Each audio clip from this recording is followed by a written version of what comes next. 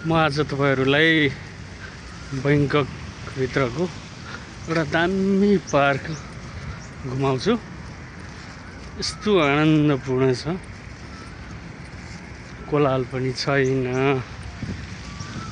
सहरभन्दा निकै टाढा गए जस्तो महसुस हुने एउटा दामी पार्क घुमाउँछु।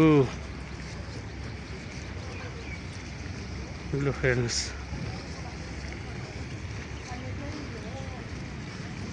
छैन त आनन्द।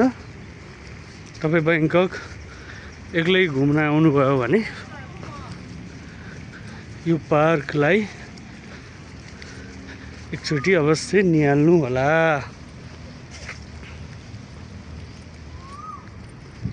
म खाना बोकेर लखर लखर लखर लखर लखर हिँडिरहेछु।